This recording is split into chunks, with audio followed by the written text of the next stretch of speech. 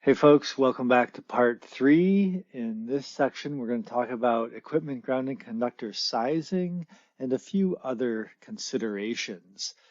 So section 690.45 talks about the size of a PV system EGC, the equipment grounding conductor. Now this one's pretty simple. 690.45 says equipment grounding conductors for PV system circuits shall be sized per section 250.122. Remember, Article 250 is about grounding and bonding, and 690.45 directs us to section 250.122.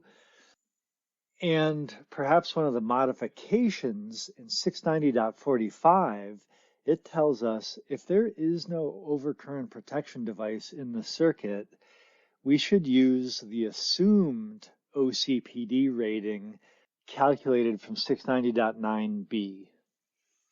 And another thing section 250.122 says is the minimum size of an equipment grounding conductor is 14 AWG copper or 12 AWG aluminum. Now within section 250.122 is table 250.122, the minimum size of equipment grounding conductors. So what we see here is just an excerpt of table 250.122. We have the rating or the amperage of the overcurrent device in the leftmost column. Then we have the size in AWG of the copper conductor or aluminum. Again, we see the minimum for any overcurrent device less than or equal to 15 amps. We're going to have a 14 AWG copper conductor or a 12 AWG aluminum. The NEC provides us guidance on what size conductor we're going to use for our equipment grounding conductor.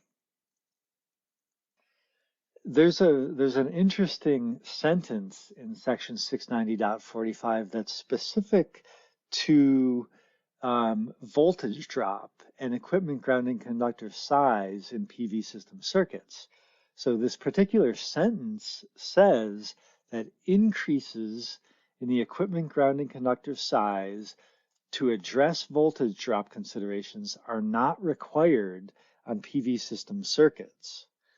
Now, this is typically required by section 250.122b, right? If we increase the size of our current carrying conductors, 250.122b says we have to increase the size of our EGC. 690.45 is modifying that and saying we do not have to increase the EGC to address voltage drop. So that's a good thing, right? Because if we don't have to use a larger conductor, we can save a little bit of money. Now, there are a few more equipment grounding conductor sizing considerations back in Article 250. 250.122c is concerned about multiple circuits in the same raceway. So in this situation, we have multiple circuits in the same raceway. The size of the EGC will be based on the largest overcurrent protection device protecting any of the conductors that might be in that raceway.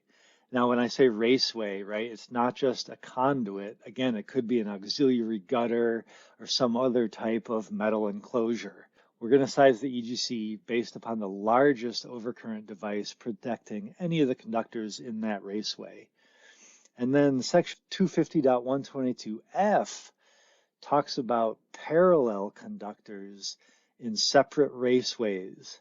Now, this might be when we have larger systems, we have parallel conductors in separate raceways, but each raceway, each set of parallel conductors must have a full-size equipment grounding conductor in that raceway. In the photo here on the right, it's questionable actually. It looks like the two conduits on the right side of that enclosure look like they have an EGC going into it. But the three on the left, it's hard to tell. I can't tell if there are EGCs going into those three raceways.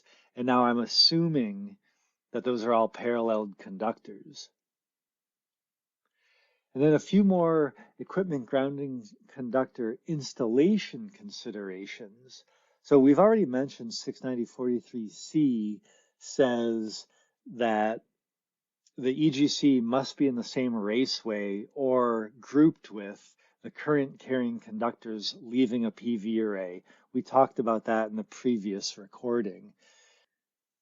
250.120c talks about physical protection of equipment grounding conductors that are smaller than 6 AWG.